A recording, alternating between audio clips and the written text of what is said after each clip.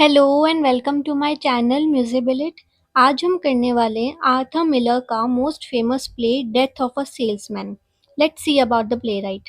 Arthur Asher Miller American playwright थे, essayist और screenwriter थे। उन्होंने थीम्स जैसे कि American dream, family dynamics, guilt, social responsibility और आइडेंटिटी क्राइसिस को एक्सप्लोर किया है। पुलिट्जर प्राइज उन्हें डेथ ऑफ अ सेल्समैन के लिए मिला था। Let's see about the play. ये एक स्टेज प्ले है, 1949 के अंदर पब्लिश हुआ था। टू एक्ट ट्रेजेडी है जो कि 1940s के ब्रुकलिन के अंदर सेट है। इसके अंदर मेनली जो प्रोटैगनिस्ट है विली लोमन, उनकी मेमोरीज और आर्ग्यूमेंट्स के थ्रू पूरी स्टोरी बताई है। इसमें अमेरिकन ड्रीम को मेनली एक्सप्लोर किया है। और अमेरिकन ड्रीम से मतलब है एक आम इंसान का सपना कि वो हार्ड वर्क करके एक ना एक दिन सक्सेसफुल ज़रूर होगा। प्ले की शुरुआत में हम देखते हैं कि एक old salesman Willy Loman Boston से वापस घर आ रहे हैं। विली अपनी इस ट्रिप से खुश नहीं थे क्योंकि इस बार वो बिल्कुल सेल्स नहीं कर पाए। घर आकर वो अपनी पत्नी लिंडा को इस बारे में बताते हैं। लिंडा हमेशा उनके लिए वरिड रहती है क्योंकि अब विली की एज भी ज़्यादा हो रही है और अब वो पहले जितना ट्रैवल भी नहीं कर सकते। और पास्ट में भी कुछ ऐसे एक्सीडेंट्स हुए हैं जिसकी वजह से वो हमेशा डरी रहती हैं। इसलिए वो विली को सजेस्ट करती हैं कि क्यों ना वो अपने बॉस हार्वर्ड से बात करे और परमानेंटली ऑफिस में ही रहे, जो कि उनके घर के पास भी है। विली मान जाते हैं और अपने बड़े बेटे बिफ के बारे में पूछते हैं कि वो अब 34 इयर्स का हो गया है लेकिन अभी तक उसे अपनी लाइफ का क्या करना है, क्या मोटिव है, कुछ नहीं पता। बिफ स्कूल टाइम पर बहुत अच्छा फुटबॉल प्लेयर था। उसके पास कई स्कॉलरशिप्स के ऑफर भी आते थे, लेकिन मैथ्स में फेल होने की वजह से वो कॉलेज नहीं जा पाया। और फिर कुछ ऐसा हुआ जिससे उसकी लाइफ पूरी तरह टर्न हो गई। अब बिफ बस छोटी जॉब्स करता है जिससे विली बिल्कुल खुश नहीं है, क्योंकि उनके अकॉर्डिंग तो बिफ को एक बड़ा आदमी बनना था।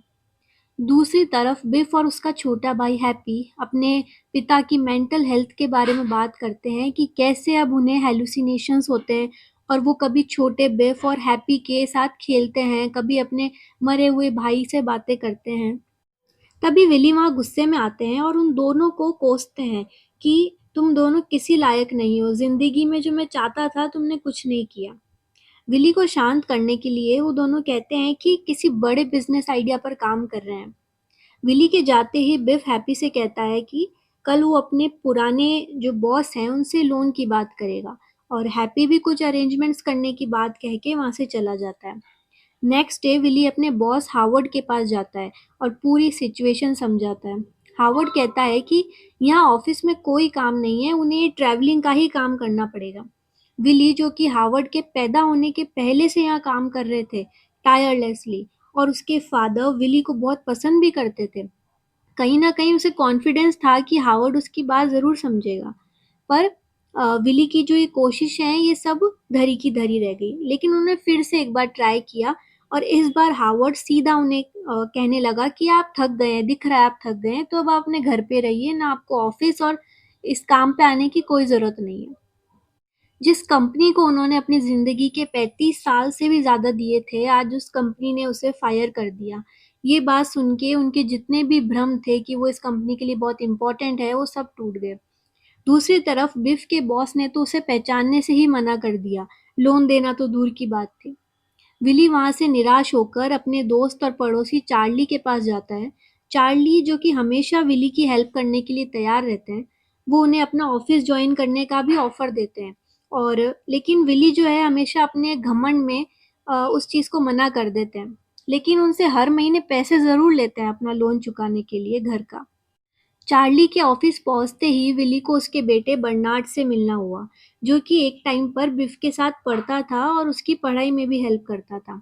विली को अपने बेटे बिफ पर बहुत विश्वास था, कह लो कि घमंड था। उसे लगता था कि अगर वो सोसाइटी में लाइकेबल होगा या सब उसे पसंद करेंगे तो वो ज़रूर एक दिन सक्सेसफुल होगा। विली खुद भी इसी आइडियोलॉजी के साथ जिए हैं और हमेशा सबसे दोस्ती या फिर एक तरह से लाइकेबिलिटी बढ़ाते रहते थे। उन्हें लगता था कि ये सब लोग भी मेरे लिए खड़े रहेंगे एक दिन। विली हार्वर्ड को बिफ से कम समझता था, पर आज हार्वर्ड जो कि एक बहुत बड़ा लॉयर बन गया है, उसकी शादी भी हो गई और 2 बच्चों के साथ वो खुश भी बहुत है। बर्नार्ड उन्हें बताता है कि बिफ मैथ्स में फेल होने के बाद समर स्कूल जाना चाहता था ताकि सब ठीक हो जाए। लेकिन पता नहीं बॉस्टन जाने के बाद जब वो आपसे मिला तो कुछ ऐसा हुआ कि उसने सब चीज़ों को पीछे छोड़ दिया। चार्ली वहाँ से आ जाता है और विली को फिर से जॉब ऑफर करता है, पर वो मना कर देता है। चार्ली कहता है कि कम से कम कुछ पैसे तो ले लो ताकि अपनी लाइफ इंश्योरेंस की प्रीमियम भर सको। तब विली उसे चौंकाते हुए बोलता है कि एक मरे हुए इंसान की कीमत जिंदा इंसान से ज्यादा है। शाम को जब बिफ, विली और हैप्पी रेस्टोरेंट में मिलते हैं और हैप्पी बिफ को सच बताने से मना कर देता है ताकि उनके फादर को शौक ना लगे। लेकिन बिफ इरिटेट होकर सब बताने वाला था। तभी विली उठकर वॉशरूम चले जाते हैं और वहां जाकर फिर से फ्लैशबैक में हेलुसिनेशन करने लगते हैं। इस बार वो हेलुसिनेशन के अंदर देखते हैं कि जब बिफ बॉस्टन आया था उनसे मिलने, तब वो उसके टीचर से चाहता था कि विली उसके टीचर से बात कर ले और थोड़े मार्क्स बढ़ा दे ताकि वो कॉलेज जा सके। पर उनके जो जिस पिता को वो हीरो मानता था, उन्हें किसी और औरत के साथ एक होटल रूम में देख लिया। उधर बिफ इरिटेट होकर उठता है और हैप्पी भी उसके पीछे वहां से जाने लगते हैं। तभी वहां दो अट्रैक्टिव लेडीज उन्हें मिलती है और वो उनके साथ चले जाते हैं। बाद में घर पहुंचकर लिंडा उन्हें डांटती है कि तुम अपने पिता को वहां अकेले छोड़कर आ गए, तुम्हें उनकी हालत का अंदाजा है ही। उन दोनों को पछतावा होता है। दूसरी तरफ विली बाहर खड़े खुद से ही बातें कर रहे थे। बिफ अपने फादर को समझाते हैं, पर दोनों ही बहुत इमोशनल होकर और फिर विली जो है अपनी गलतियों की माफ़ी मांगने लगते हैं। बिफ भी उन्हें कुछ ना कुछ समझाते हैं कि जो मेरी लाइफ है वो आपके अकॉर्डिंग नहीं चल सकती है क्योंकि वो इतनी ग्रेट नहीं है। हम दोनों ही एक आम इंसान हैं और एक आम जिंदगी ही जी सकते हैं। बिफ उन्हें गले लगाता है और रिक्वेस्ट करता है कि वो अपनी सारी अनरियलिस्टिक एक्सपेक्टेशन को उस पे ना थोपें और खुद भी अच्छे से जिएं। पर विली को तो अपनी हेलुसिनेशन में कुछ समझ ही नहीं आ रहा था। उसे तो अभी भी यही लग रहा था कि बिफ ने उसे माफ कर दिया है और वो उसके सिखाए रास्ते पर ही चलना चाहता है। विली फिर से हेलुसिनेट करते हैं और इस बार अपने भाई बेन को देखते हैं, जो कि अपने घर से चला गया था और बाद में डायमंड का बहुत बड़ा बिजनेसमैन बन गया था। विली को हमेशा इस बात का पछतावा था कि उसने अपने भाई की बात नहीं मानी, और अगर मान ली होती तो वो आज खुद भी अमीर होता। विली बैन को सब बात बताता है कि अब ना उसके पास नौकरी है और ना बिफ के बिजनेस में हेल्प करने के लिए पैसे। तभी उसे याद आता है कि उसके इंश्योरेंस के पैसे उनके काम आ सकते हैं, पर उसके लिए उसे मरना होगा। और इमेजिनरी बेन, यानी उसका भाई, भी उसकी बात से अग्री करता है। ये हमें समझ आ रहा है कि ये बेन नहीं बल्कि उसका खुद का सबकॉन्शियस माइंड उससे बात कर रहा था। विली भी सोचता है कि उसके मरने के बाद सब ठीक हो जाएगा और उसका फ्यूनरल भी बहुत ग्रैंड होगा, क्योंकि उसके बहुत सारे एडमायरर्स हैं जिनसे वो हमेशा पूरी ज़िंदगी दोस्ती करता आ रहा है। तो उसके अकॉर्डिंग ये था, अगर वो सब लोग आएँगे तो लोगों को पता चलेगा कि विली का कितना इन्फ्लुएंस था। ये सोचकर वो अपनी गाड़ी निकालता है और थोड़ी देर बाद एक तेज़ आवाज़ आती है एक्सीडेंट की, जिसमें विली की डेथ हो जाती है। अब जब विली का फ्यूनरल होता है, तब उसमें लिंडा, बिफ और हैप्पी ये देख के बहुत सरप्राइज़ हो जाते हैं कि उसके फ्यूनरल में कोई नहीं आया है। सिर्फ वहाँ चार्ली और बर्नार्ड एक कोने में शांत खड़े थे। बिफ अपने फादर के इस डिसीजन से बहुत डिसअपॉइंटेड था। उसके अकॉर्डिंग उन्होंने फालतू में ही जान गंवाई। उसने प्रॉमिस किया कि वो कभी अपने फादर की तरह बिजनेस में नहीं जाएगा और वेस्ट की तरफ चला जाता है।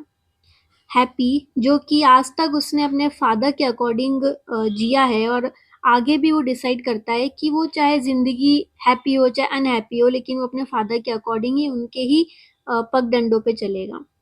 बाद में जब लिंडा जो है वो सब लोग अपनी-अपनी जगह चले जाते हैं और वो जब वो अकेली हो जाती है, तब वो सोचती है कि मैं इन सारे फाइनेंशियल बर्डन से तो फ्री हो गई हूँ, लेकिन और ये घर भी जो आज तक लोन पे था ये भी फ्री हो गया है, पर इसमें रहने के लिए कोई नहीं बचा।